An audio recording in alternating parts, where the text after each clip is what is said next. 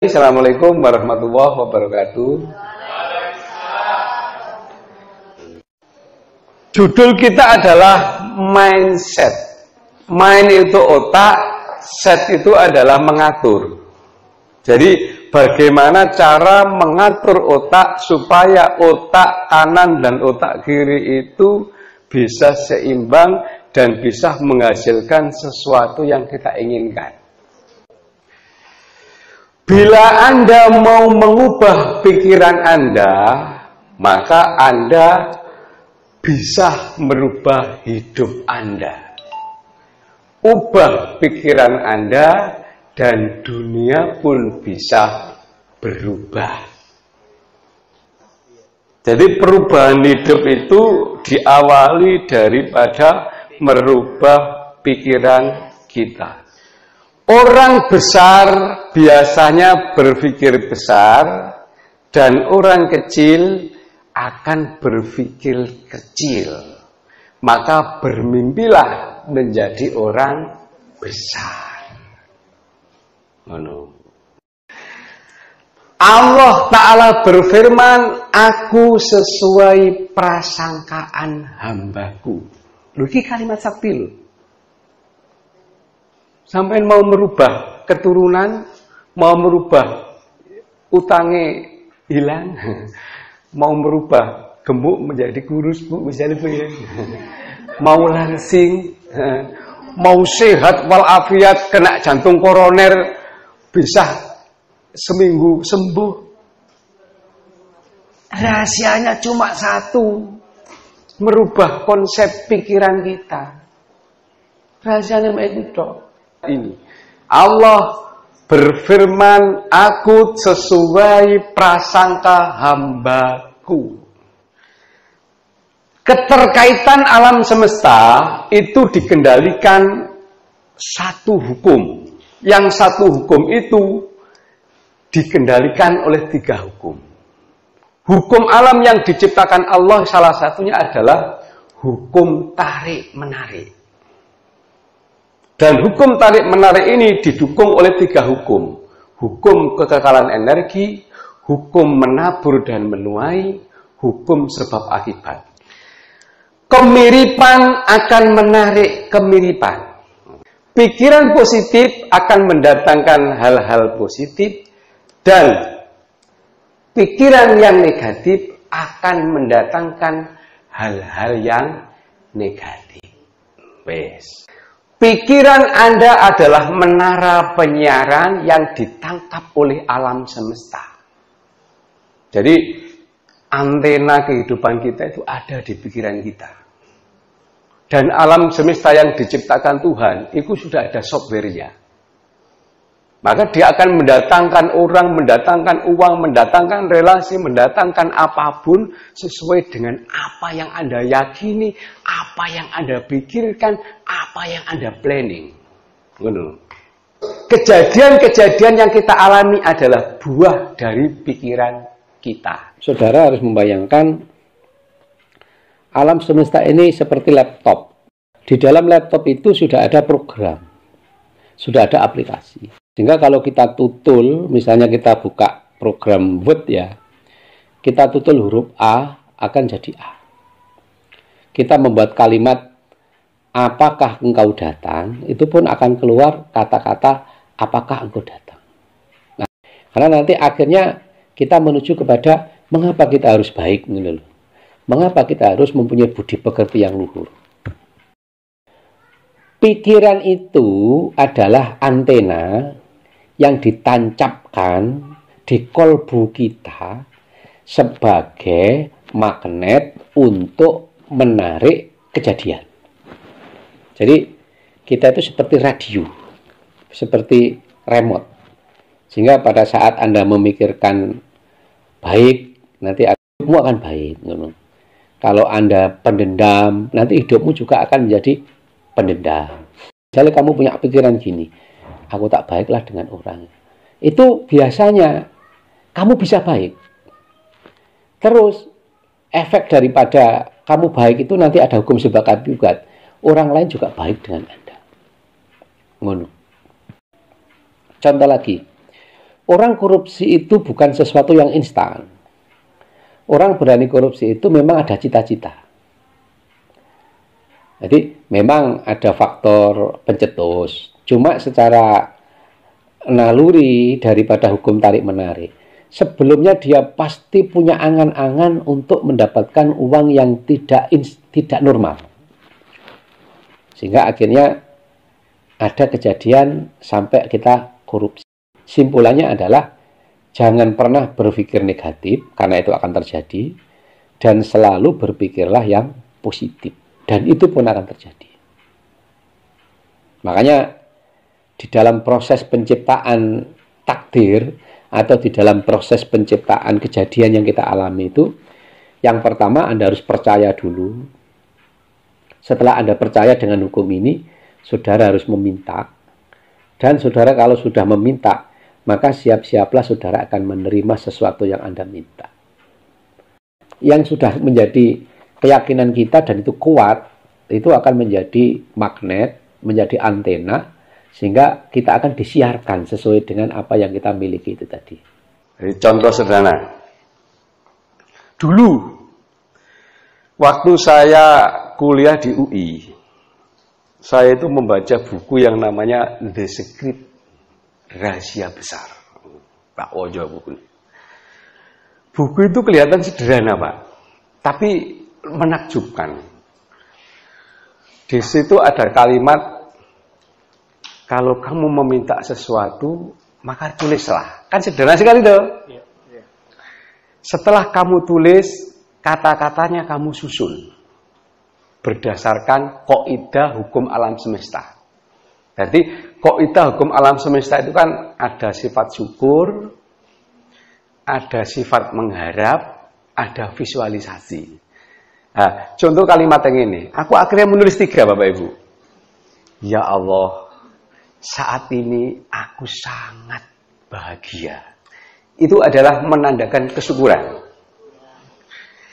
Karena Engkau telah memberikan kepada saya rumah paling bagus di tempat tinggal saya. Durung dikei aku waktu itu. Belum dikasih itu saya sudah bersyukur. Ya Allah, hatiku juga sangat bahagia. Karena aku bisa lulus UI tepat waktu. Wes. Dan yang ketiga, ya Allah, aku juga sangat bahagia. Karena aku telah Engkau berikan mobil baru. Mobil. Kan primer sik to lho. Nek wis primer baru ngelek sing sekunder, baru ngelek sing tersier. Saya tepat lulus sesuai dengan plan. Itu saya belum percaya. Masuk gak nulis ngono ya tepat lulus, wong awak dhewe pinter kok. Kasane kan ngono ya. Tapi yang membuat heran, pada saat saya pulang, istriku itu minta rumah. Ya, ono duit 100 juta mbok gawe omah didik-didik to digawe minimal batu pertama. Tak turuti. Gawe omah sing dhisik tak bongkar separuh. Tak bongkar separuh, saya mendatangkan tukang. Apa yang terjadi? Setelah rumah itu saya bongkar, rezeki saya itu seperti air mengalir. Rumah yang saya huni saat ini digarap itu sekitar 1 tahun. Seharga 680 juta. Itu saya buat pada tahun 2008. Kan ya wis duit sakmono kan wis pakai tuh. Tapi duit itu saya tidak punya. Mengalir. Sehingga rumah saya itu selesai dalam waktu insya Allah 1 tahun.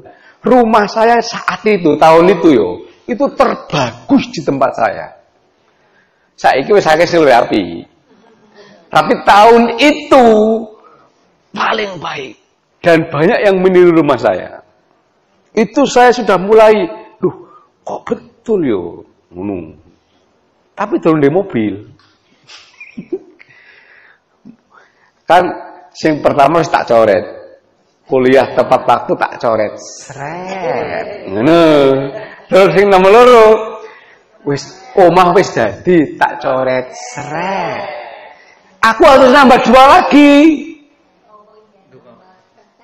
1 kan belum. Akhirnya mobil jadi prioritas pertama. Seret. Mari mobil. Aku njaluk yang kedua. Bojo wis duwe. Aku njaluk sing nomor 2 apa? Pondok pesantren. Kajian iki mang lho. Sing nomor 3 aku njaluk umroh. Waktu itu aku belum umroh. Isik daftar haji kan sik suwe hajine. Wong 14 tahun ya. Daftar 2008 kan paling 2018 Pak ya. Munuan. Saiki sampai paling tahun depan atau 2020. Habis itu tidak dalam waktu rumah mari Bu, 6 bulan kemudian saya beli mobil touring. Zaman saya ngono ya pakai touring. Saiki ono aku saiki nggowo expander. Loh, itu buah apa itu? Itu buah pikiran kita, bukan saya hebat. Karena saya menata dan saya meminta kepada Allah, dan Allah itu sudah membuat software. Nah, software ini kemis ditoto, karek sampai menek P keluar P, menek A keluar A. Ngono maksudnya ku, lah pokoke Bu. Jadi ini ya Allah berilah ini. Terus pikiran sampai mau mantep. Nanti orang-orang itu Anda tarik ke tempat Anda. Ono sing ngasih uang, ada yang ngasih bisnis. Antenanya ini dikuatkan. Karena memang alam semesta itu sudah dibikin Allah seperti komputer. Kalau Anda metik P, keluar P. Jadi hukum tarik menarik ini basic dasarnya 3. Anda harus meminta. Gue caranya minta sing ku mau, sing tak wajar sing kaitan mau ya. Durung 3 wis bersyukur. Terus marono durung 3 lho wis ya Allah aku bahagia karena Kau berikan mobil baru. Lah Gusti Allah kan yo izin. Ya Allah durung tak kei kok wis syukure kaya ngene arek iki. Itu kalau ini dari sudut filosofi agamis gitu. Mari ngono. Loro percaya, Pak. Sampean njaluk terus mbok ati ragu-ragu. Ya padha karo bohong. Satu domain tidak ditepati. Jadi situ jangan njaluk percaya. Dan yang ketiga, siap-siaplah menerima. Itu aktualisasi, visualisasi supaya kita tidak lupa. Supaya pikiran kita itu gremengnya ke arah situ. Supaya antena kita itu tetap. Contoh sederhana lagi. Kepingin sugih kok medit, ora iso. Karena orang medit itu kan orang yang meminta. Berarti kan gue utek sampai ini. Kapan ya oleh gratis yo? Kapan ya oleh diskonan itu silakan dibuang. Otak itu harus kita bikin. Kapan saya bisa memberi? Kapan aku bisa korban unta? Ojo korban unta, boleh kok Indonesia dihukum wong. Pasti sampai nyolong nang kebun binatang. Jadi kapan saya bisa umroh? Kapan saya bisa menghajikan orang tuaku? Saudara-saudaraku, itu diciptakan di sini. Ojo sampai kapan dapat warisan. Itu akan datang, Bu. Dan Anda tidak akan menjadi orang yang kaya raya. Karena Anda membatasi pikiran Anda. Kesimpulannya, cita-cita kaya berarti percaya kepada kekayaan Tuhan. Bermimpi besar berarti percaya kepada kebesaran Tuhan. Menginginkan hal-hal yang remeh berarti Anda meremehkan kemampuan Tuhan. Kaya kok gak iso iki. Kan padha karo remehno Gusti Allah. Makane ruban sing durung duwe panti asuhan, tulisan saiki. Sing duwe bojo sik situ, tulisan. Bapak Ibu, saya terangkan mengenai filosofi syukur ya. Syukur itu kalau kita lihat dari sisi matematika, itu rumusnya begini. Ngomong kurang, cek ditambahi, ojo ngomong luwe, mundak dikurangi. Ini rumus matematika. Tetapi rumus agama, ini dibalik.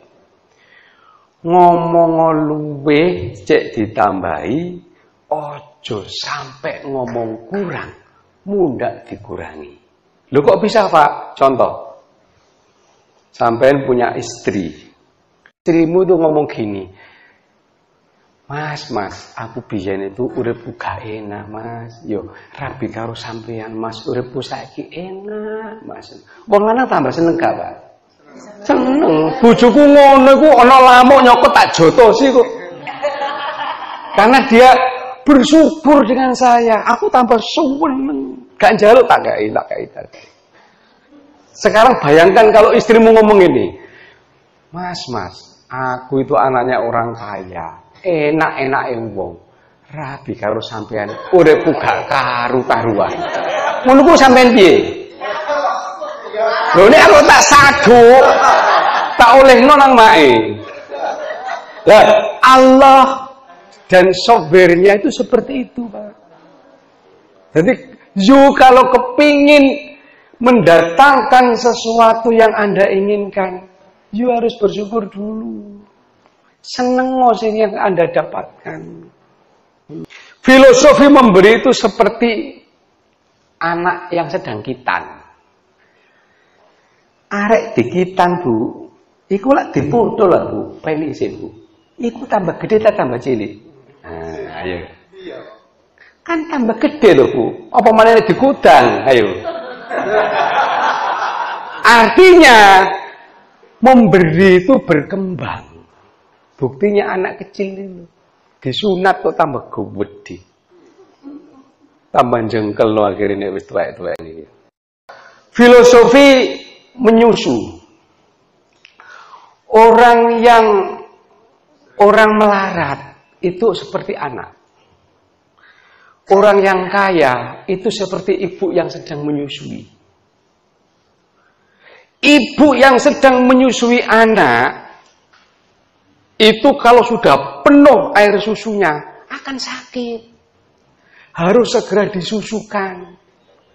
Karena kalau tidak disusukan, ini akan menjadi bala. Abses. Makanya rada loro titik ndang susukno. Ngono. Lah, setelah air susu itu disedot anaknya, maka dia akan mempercepat produksinya lagi. Dan yang paling hebat, sedotan anak itu mengembalikan rahim seorang ibu nifas. Makanya kadang-kadang supaya cepat rahimnya kembali, sedotannya dibantu oleh suami. Itu mek bantu cepet paras lah kasarnya. Oke, lanjut. Nah, kita masuk di sini. Ada mindset buruk yang terjadi di Indonesia. Kita itu di sini, Pak. Losing its local wisdom. Jadi kita itu tidak bangga dan kita itu depresi massal. Sehingga mindset orang Indonesia sampai saat ini itu mindset orang-orang yang kecil. Apa sebabnya? Karena dijajah Belanda selama berapa? 350 tahun. 350 tahun. Ini salah, Pak. Belanda itu tidak pernah menjajah 300 berapa? 50. Yang betul untuk menguasai Indonesia, Belanda perlu waktu 350 tahun. Karena pada 350 tahun itu tetap terjadi peperangan. Gak koyok Malaysia yang dikuasai Inggris kan tidak ada peperangan. Tapi di Indonesia itu tetap perang. Artinya Indonesia belum dikuasai. Wong baru perang terus kok selama itu. Itu mindsetnya dirubah. Dan itu memang sengaja ditanamkan oleh orang Belanda kepada kita.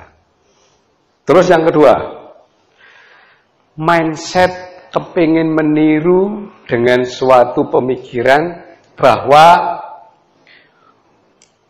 luar negeri itu baik, gitu. Luar negeri itu modern, luar negeri itu hebat. Ini adalah mindset negatif yang kalau ini tidak dirubah secara massal, Indonesia tidak akan pernah menjadi negara yang makmur. Karena dia merasa negara orang lain lebih baik daripada negara kita. Contoh sederhana. Sampai pakaian aja lho. Sing wis nom-nom kok sakmene ngene iki yo. Nek tuwek-tuwekne wis ora usah kon. Anak muda lihat di TV orang berpakaian legging. Itu kan budaya sana. Bukan budaya orang Indonesia. Maka orang-orang kita tanpa berpikir panjang langsung beli legging. Orang sana itu Bu tingginya minimal 70 ya. Jadi pakai legging itu pantas, melirit ini. Kalau orang Indonesia masih sampai langsing, ini tetap mendul. Ya aku dulu lagi bojoku dewi kan yang ini tetap mendul. Akhirnya kan nanti kayak lepet. Itu. Terus pakaian you can see. You can see. Kamu dapat melihat milik saya. Kan ngono sini. Nah, itu kan budaya mereka, budaya yang tidak beragama. Tapi orang sini karena merasa Eropa, Inggris itu baik, Amerika itu hebat, kita tiru.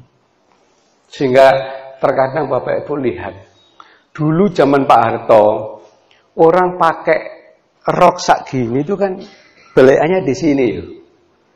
Saya kira enggak Pak, sampai lihat di jalan itu. Orang itu pakai wanita-wanita muda loh pakai belek sakmi, pakai rok sakmi ini belekane nang kene. Jadi terus belekane mendhuwur 15 cm. Nah kan pas. Itu juga mindset yang salah. Dan iki sing ibu-ibu yang tua juga yang muda terkena gejala. Kita punya keinginan meniru kepingin putih.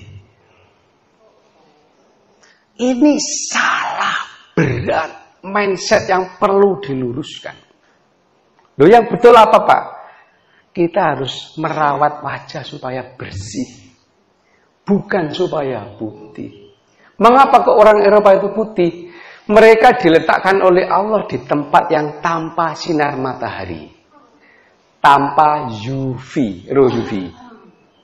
UV itu kalau tertepa kita akan kena kanker kulit.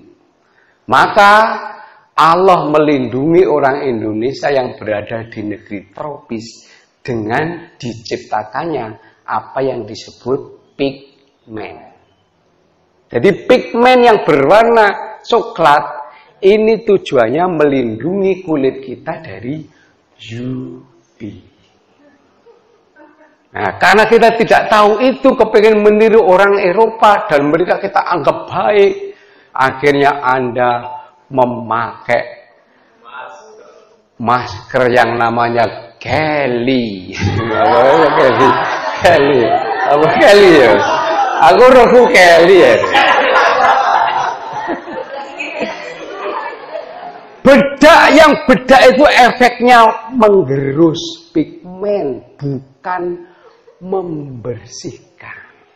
Akhirnya pigmennya hilang. Terus tinggal bagian dalam. Kena sampai matahari.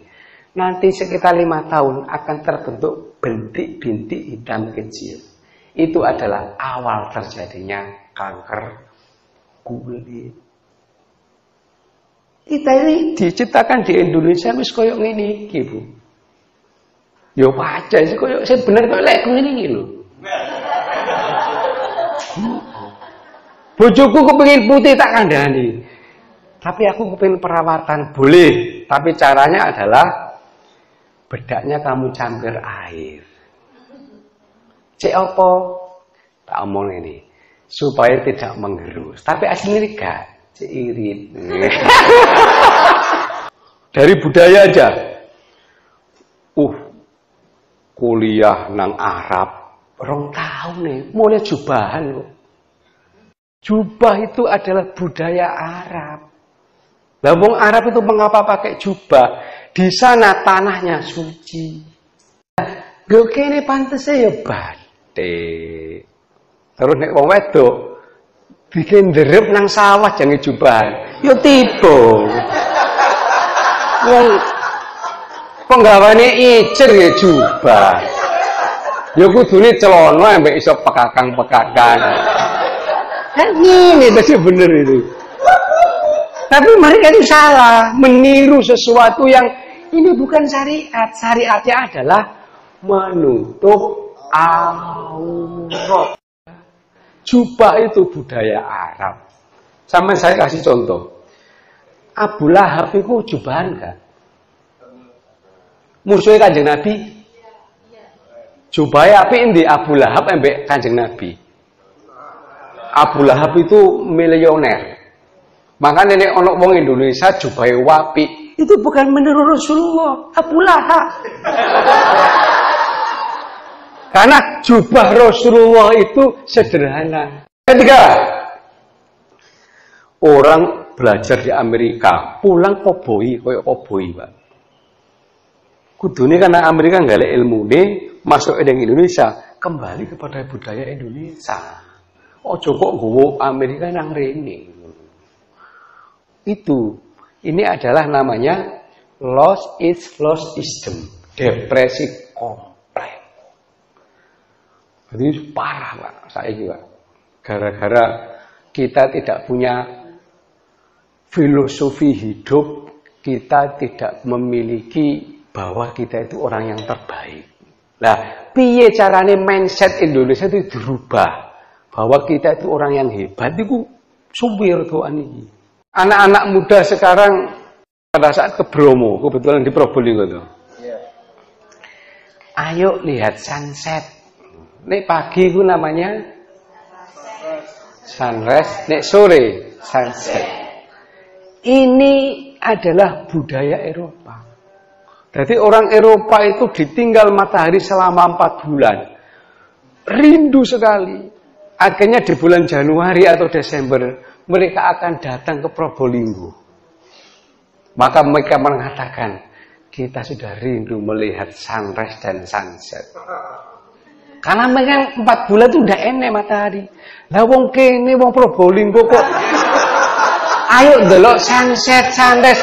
Lah lapo sampean buka cendela wis ketok sengenge. Ini salah nemen nih.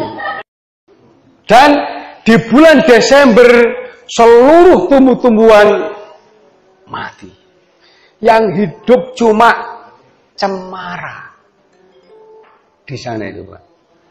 Makanya orang Kristen pada saat Natalan mereka akan pakai cemara untuk perayaannya. Di Indonesia tidak usah cemara. Klopo. Gedang. Kecipluan. Loh, mengapa Pak? Loh, di sini tidak ada masalah dengan pohon. Cemara itu tidak ada di kitab. Wong itu yang hidup di musim itu, di musim Desember sing urip iku tok, Bu. Maka orang Indonesia, orang Kristen yang sedang Natalan harus diingatkan, tidak usah cemara. Pring yo kena. Orang-orang sing pacet, pegunungan yang banyak cemara, monggo. Tapi koyo nggonku Mojokerto kan gak enek. Iya saeneke. Karena sekali lagi cemara dipilih di Eropa karena pada bulan itu semua tidak ada yang hidup kecuali cemara. Itu yang tidak kita sadari Bapak Ibu sekalian. Agar niru. Terus lama-lama nih Anda teruskan. budaya kita akan hilang. Saiki basa krama inggil wis gak enek lho Bapak Ibu. Krama inggil ora enek. Terus apa Pak tulisan biyen zaman awak dhewe iki? Ono cara kok eman iku. Iku gak enek nggo donya, iku kene tok ono sampe kok Thailand. Lah iku nek dibiarkan tidak diajarkan isi ana ya. Ya sip. Lho nek perlu iku TOEFL iku ora usah. Lho wong Indonesia kok TOEFL dibijui to? TOEFL itu pembodohan. Wong iku lek wong Inggris. Kudune wong Indonesia yo krama inggil. Untuk bisa skripsi harus bisa krama inggil.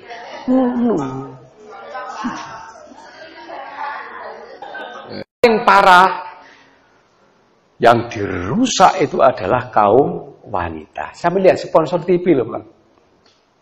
Mosok sanyu sponsore wong wedok. Hubungannya apa wong wedok karo sanyu? Ya tuh. Di televisi loh. Televisi sampai amati. Ono sponsor wong lanang tak delok mek luru. Nek gak mencret lara untu. Ngene wis wong wanita rusak, dia tidak bisa mendidik anaknya. Kalau anak kita sudah rusak, maka mereka akan berbondong-bondong datang ke sini dengan penjajahan berlevel ekonomi dan budaya. Di saat itulah identitas NKRI akan